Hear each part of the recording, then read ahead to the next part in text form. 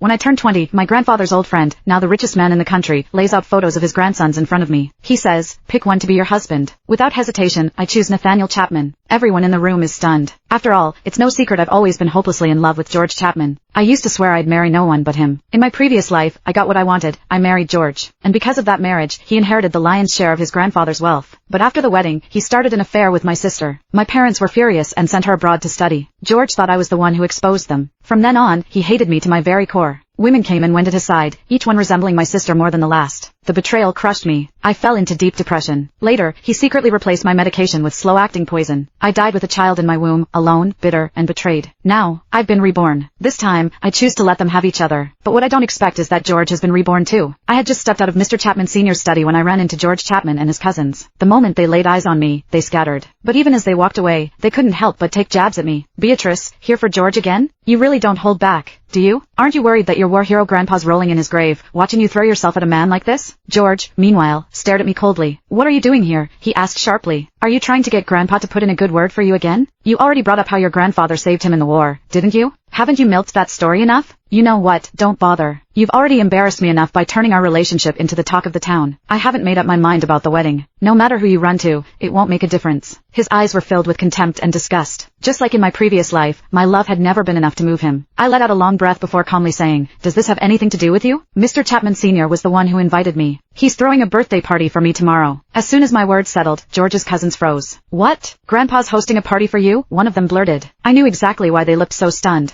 Mr. Chapman Sr. hadn't involved himself in family affairs in years. Now that he was stepping in, it was clear this was more than just a birthday party. He had once told me that on my 20th birthday, I'd have to choose a husband from among the Chapman young men. Whoever I picked would inherit most of his personal estate and take over as the head of the family. After the initial shock wore off, George's cousins turned to George with teasing grins. Congrats, George. Don't forget about us once you're in charge, said one. Another chimed in, with Grandpa backing you, you can finally step into the big leagues. Congrats to you, too, Beatrice. After all these years of trying to win me over, it looks like you're finally getting what you want. You must be thrilled, George remarked, sarcasm dripping from his voice as he shot me an arrogant look. Then, he leaned in closer and whispered, but to avoid the same pathetic ending as last time, there's something you must agree to. Once we're married, we live separate lives. You stay out of my business. That's the only way I'm saying yes. His words sent a ripple of shock through me. I hadn't expected him to make such a ridiculous demand. I stared at